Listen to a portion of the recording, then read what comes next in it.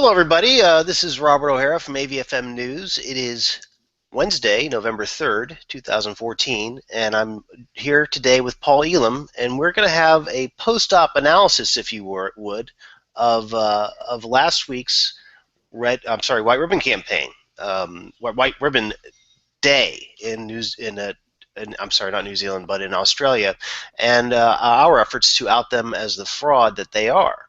As I'm sure most everybody listening to this now is aware, AVFM News has, Aaron Pizzi is now in ownership of whiteribbon.org, and we, along with her, have been helping post content on that webpage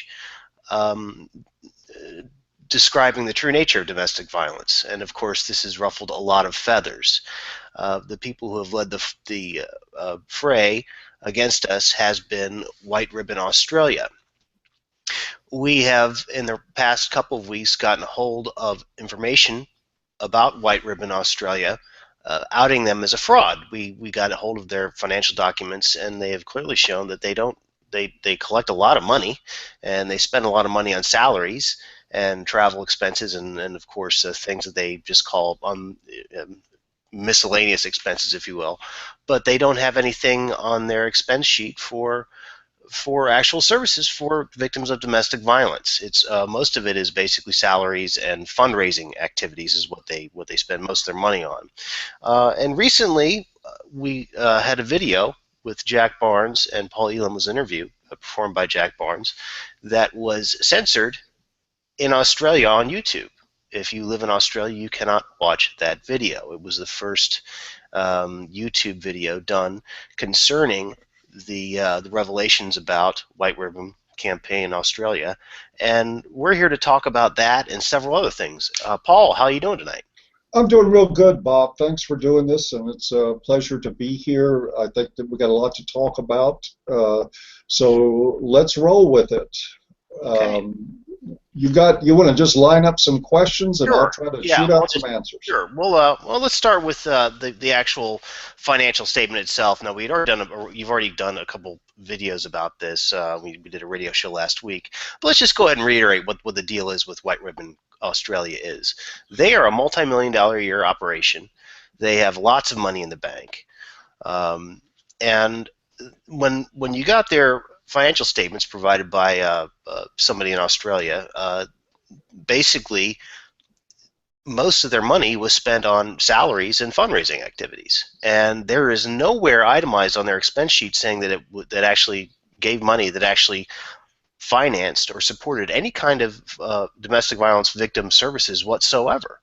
Now, this really doesn't come as a surprise to us, because we here at A Voice for Men and most men's rights activists know that the entire domestic violence industry is one giant scam that ignores male victims and uses our society's natural inclination to protect women from violence in a cynical way to make a lot of money and garner a lot of political power. So and we've been trying to publicize this. What are you hoping to accomplish with this? Well, I think we've already begun to accomplish quite a bit. I mean, there's a lot more yet to do, but let's go back over first the financials and the information. Regarding White Ribbon Australia, and keep in mind, there is a network of White Ribbon organizations that now spans the globe. We have White Ribbon Canada, White Ribbon UK, White Ribbon Ireland, other places that have formed White Ribbon organizations, and what they do largely is take disinformation about domestic violence in that the Duluth model patriarchy theory, and assert that the real problem is men and masculinity, that men are not victims, that women are the only victims, that men are the only perpetrators. They pull on people's heartstrings with the message that they're trying to raise awareness about that, and what they do is raise money. And they pay themselves with it, and then they use some money to go out and raise more money. The interesting thing about White Ribbon Australia is that after raising $2 million, in which their expenses literally amounted mostly to fundraising, salary, or in the correct order, salaries, fundraising, travel expenses, and miscellaneous, they still managed to find a way to come out on the books $500,000 in the hole. when they don't actually provide any services. One, on the message part of it, the people are starting to pick up, despite White Ribbon Australia's attempt to censor a video. I mean, it's not like the Australian people are not finding out about this. A couple of things we discovered. One, the whiteribbon.org, Aaron Pittsey's site, with the actual information about domestic violence research and the nature of the problem and possible solutions, is already climbing in popularity as an Australian website. And Alexa centers it out over all other countries for Australian traffic. So when you try to censor people, it generally has the opposite effect. Gone are the days that publishers have absolute control over the dialogue and that you can just tap into the power source and end things. So they're not making anybody be quiet at all. The other thing is that with their information that they're passing, members of the Australian press are now starting to catch on to the problem. If you look at ABC Australia online right now, there's a link in the low bar to an article by Elizabeth Jackson, who talked to boys coming out of White Ribbon Day and who were getting the message. They were being told that they were inferior to girls, the message of boys being toxic. They learned that men drink too much and that boys are bad. Go read that. Elizabeth Jackson is not a men's rights advocate or activist by any stretch. I've never even heard of her till today.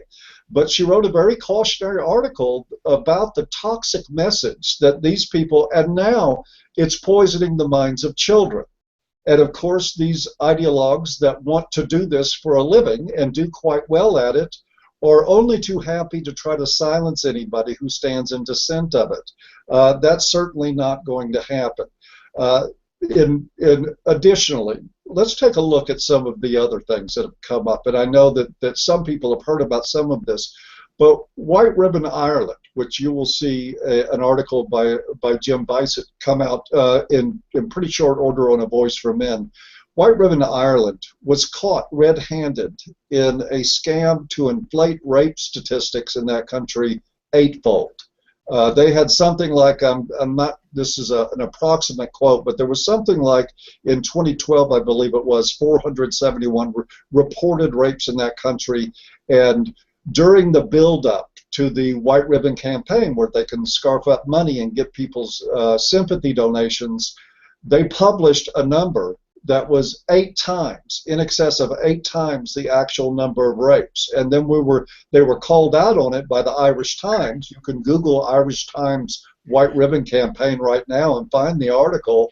They blamed some of their organization for the statistics that they were pushing out on people and saying, it's not our fault. They retracted it, but they only retracted it after all the major fundraising went down. This is one systematic group of liars after another who are passing off fraudulent information, inflating statistics, misrepresenting a problem in order to get sympathy donations for their organizations, and it's working quite well. White Ribbon Canada was given $300,000 of Canadian taxpayer money this time around, right out of the pockets of Canadians for their campaign. So at this point, it's working, but there is certainly a lot of problems that will be coming their way. Let's talk about last week and the press coverage that they got last week, not only in Australia but worldwide. And you talked about the article in ABC in Australia. From what I saw, overwhelmingly it was mostly positive coverage about the White Ribbon campaign and its efforts to stop the violence against women and its efforts to try to take men into the fold, as it were, especially and in schools, where they basically spread this propaganda that they tell boys that they're bad and that they're inherently violent. Very hateful thing to do to boys, I think. I'm sure that you would agree. Yes, I would. But last week there was a tremendous, aside from this one article that you mentioned, and maybe a few others, there was a tremendous, overwhelmingly positive response, as there always has been to these big domestic violence events.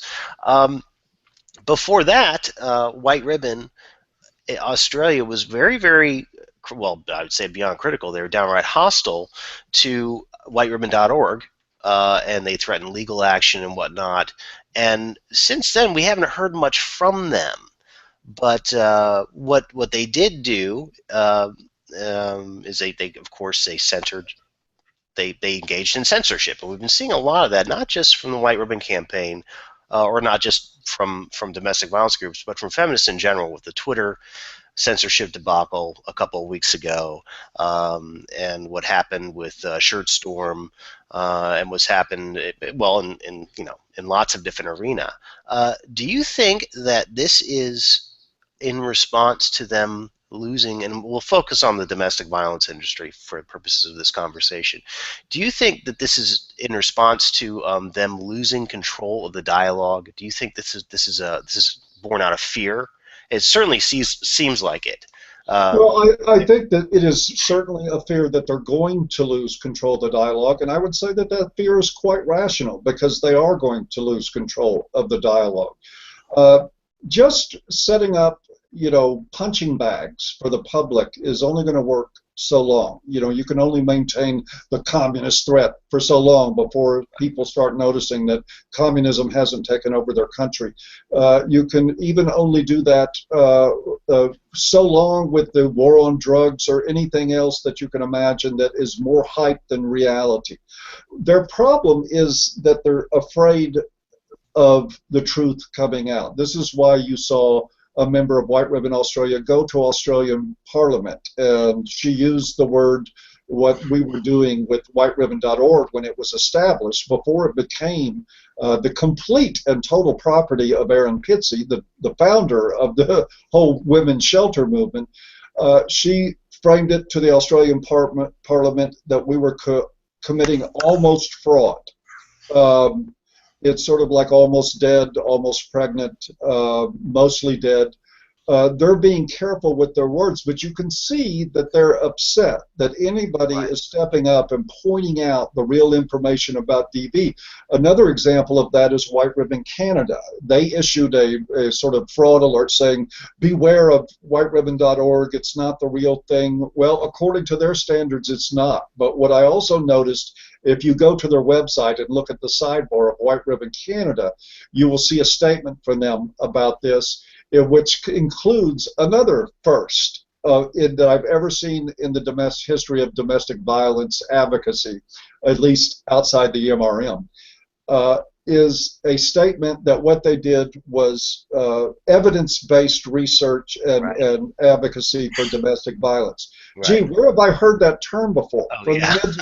From the men's rights movement for the last 10, 15 years, and recently in the last 5 years, we've been pounding it into the dirt until they're having to adopt the language. White Ribbon Australia also added a web page to their site on the 19th of October, mind you, saying that we recognize that there are male victims and we support the work of organizations that are trying to address that. Of course, this is just bullshit window dressing that they're throwing out there to try to cover their tracks and to make it look like they're aware. But what they're saying is, we're aware that there's male victims and we support organizations that are trying to raise awareness of that while we go about passing disinformation that reduces awareness of that. Absolute blatant hypocrisy, but this is what scammers do. This is what fraudsters do. They say what they think they need to at the moment. They trip up over the words. They send a really crazy mixed message that is contradictory. But fortunately for them, Desperate Housewives is a hugely popular TV program because of one unfortunate reality. The general public is generally pretty dumb. And so selling this stuff is not that hard, but they are panicking, and they have reason to, as we will see in the future, because we're not going to quit this. Let's talk about how these folks operate for a little while. First of all, you mentioned how they've collected taxpayer money in Canada. They've certainly done so in Australia. It says so on their financials. We know that here in the U.S. we have this thing called the Violence Against Women Act, which, for the most part, if anybody's ever read it, besides taking away basic due process for men accused of domestic violence. It's about giving money to these organizations, and we hear this phrase, money is going to be used to, quote, raise more awareness. And what I always like to tell people, that this phrase, raise more awareness, is code for raising more money. That's what I always like to call it, and it's really what it is. What in these activities that they like to call raising awareness, when they do get around to it, it usually involves trying to indoctrinate the public into this ideology, and it comes down to controlling the entire dialogue about the issue. And we mentioned what they do in schools in Australia, and of course there are programs here in the U.S. that do the same thing, where they basically indict manhood, all things male, and saying that it's toxic and that men are inherently violent, and that there's this thing called the patriarchy, and this is where men keep all women down by violence or the threat of violence. And they actually teach little boys this, and this is hateful. This is hate speech that we spread in our schools. Clearly this has to have an effect on boys. But this is what they do with the money besides paying themselves to do it. And and you mentioned the article, the ABC article, written by that woman in Australia. It's amazing how long these people have gotten away with this without people standing up and saying, up until now at least, without people standing up and saying, listen, this is just hateful, this is wrong, and this is hateful, this is not what I want my kids to be exposed to. But the taxpayers are actually paying these people to do this.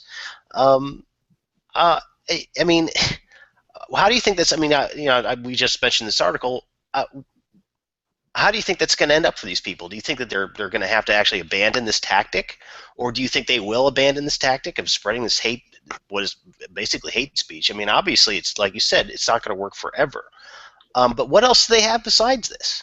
Because it seems to be all they could become real advocates for diminishing domestic violence and addressing it as a problem. And I don't mean necessarily by being forced to provide services. One, right now, the last thing I would like to see, as much as I'm critical of how much money they raise without providing services, the last thing that I want to see White Ribbon doing is providing services. If you have any questions about that, go in and read in the low bar and read the article by Elizabeth Jackson at ABC Australia, and hear what these young boys are saying coming out of White Ribbon Day about themselves. It's absolutely, totally hateful, and it is damaging to their identity, and it is causing them to make them want to feel like they are wrong just for existing.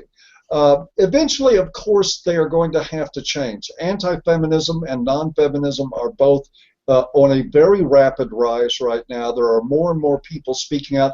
Even a lot of people that are not men's advocates are just saying, enough with this bullshit, enough with the lies, enough with the distorted information, and particularly enough with the perpetual victimhood that feminism advocates. They're getting sick of it.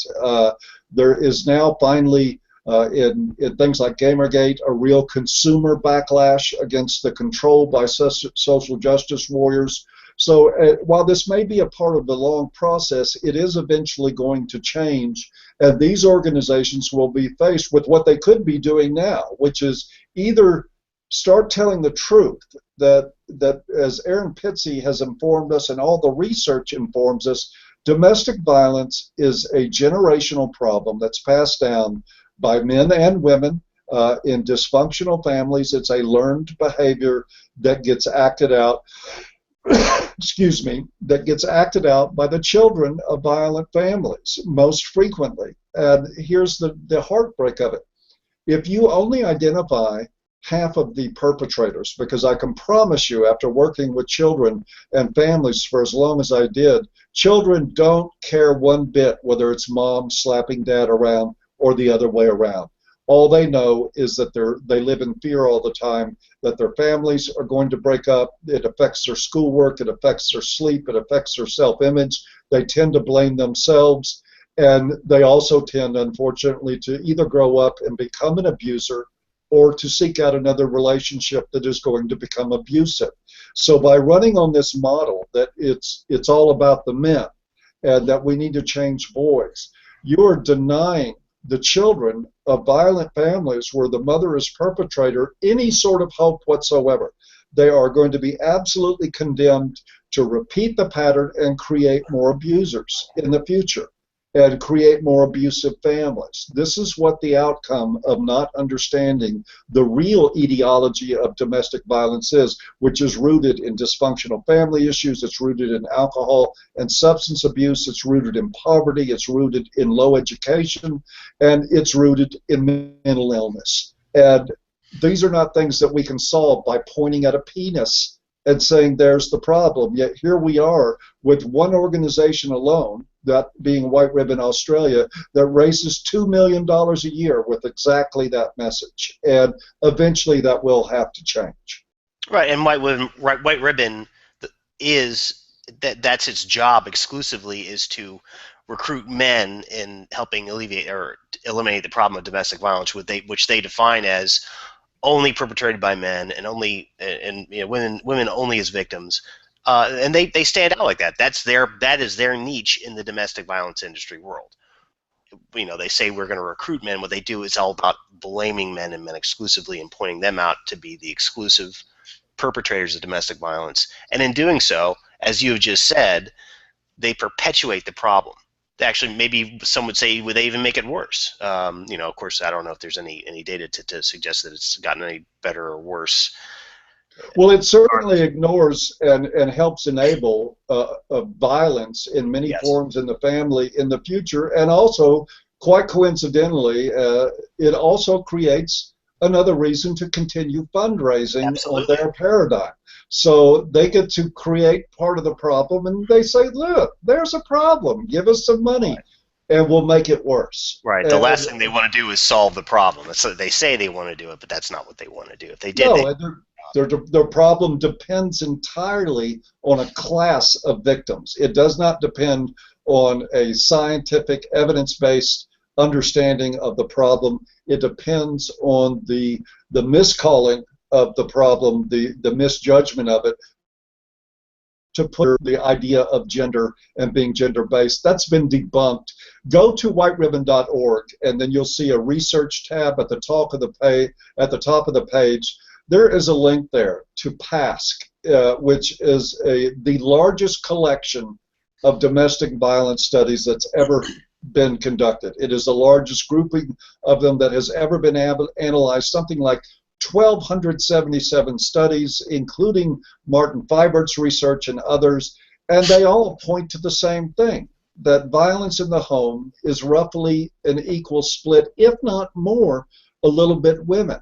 But let's say we establish that it's mostly women, because like it is mostly women that are committing violence against children and other forms of harm. Are we to say that this is a gendered problem, that we're going to solve it by telling women that they're innately inferior and that we're going to prevent child abuse that way? Of course not. That's absolutely insane to take an approach like that. We must start looking at the actual causes of the abuse. And organizations like White Ribbon want you to look in the other direction. They depend on it. They profit from it. They need you to look at something other than what the problem really is in order to line their pockets. And I don't think that can last forever. I hope it doesn't. Let's talk about the future. You've said that we're going to, every year we're going to continue to try to out these people until people finally get the message. So far this year, well, of course, we've just scratched the surface here. We've made a lot of people angry. We're of course challenging this iron-fisted control that they have of that these folks have of the entire issues of domestic violence. What do you see happening in the future? Of course, along with the censorship, they've been in the past couple of weeks, they've been relatively quiet about AVFM and whiteribbon.org. What do you think the future holds? Do you think they're just going to continue to try to ignore us and censor us at the same time? Do you think how do you see this working out next year? Do you think that we're just, by doing the same thing that we're doing right now, that eventually we're going to get more and more traction, and then eventually people will stop giving these people money? Is that, obviously that's the goal, is to try to put these people out of business, but is that how you see it happening? Or do you see that there might be some big event, maybe even a lawsuit or something, in which they they fail miserably, or some other news outlet does a big expose on them and then they have to close the doors. How do you see it happening? What's the most Well, likely? I think that's a great question to end things on. We wanted to contain this to about 30 minutes, and we're nearly there. So let me end on some speculation about what's going to happen in the future by starting out. The first point is that there were people 5 and 6 years ago telling me that a men's movement was impossible. And now here we are, these years later. This is not to brag, but it's just establishment of fact. Whether it's angry coverage or not, there's media coverage regularly coming in on the men's movement because it's real and it exists. There's a lot of challenging of what the narrative really is. There's a lot of hit pieces. There are a lot of other garbage. But the fact of the matter is there's a movement that's growing. A lot more people are getting involved in it. Anti-feminism is on the rise sharply. Non-feminism is on the rise. And so in effect, that's been debunked. I now have people saying that, oh, look, they got all the connections with media. You'll never get it white ribbon. What I would like to close with is a direct message to the white ribbon campaigns. I would suggest that if you don't think we're serious, I would go into the history of AVFM, into the activism that we've undertaken, to the things that we've done over the past 5 years that people said we could not do, and ask yourselves, one, if you think we're kidding. And I don't say that to be smug. I say that to actually try to make an appeal to you to change direction, that if you want to address the issues of domestic violence, start doing it honestly. Do more than put a page on your websites that you blah, blah, blah, acknowledge that there are male victims. Make male victims a part of the consciousness-raising efforts that you are supposedly undertaking. Even if you may not profit from it as much as you do holding up bruised and battered women. But what we're going to do year after year, since there is an entirely, Bob mentioned, and he's right, there's a completely corrupt multi-billion-dollar DV industry worldwide, and it's everywhere from India to Australia to Canada to the US, involves thousands and thousands of jobs, all predicated on the same thing, that women are victims, men are perpetrators, and all ignoring many of the perpetrators of the problem. The White Ribbon Campaign is in a fortunate spot to be, I would say, a media focus, which makes them a target for us. So that is the cause we are taking up. We're going to expose the corruption in the domestic violence industry by using the White Ribbon campaigns as the prime example of what's wrong. With them, it's a lot simpler. You can just go to their website. You compare their website with whiteribbon.org. Compare the information on there and see which makes more sense to you. See what seems more real.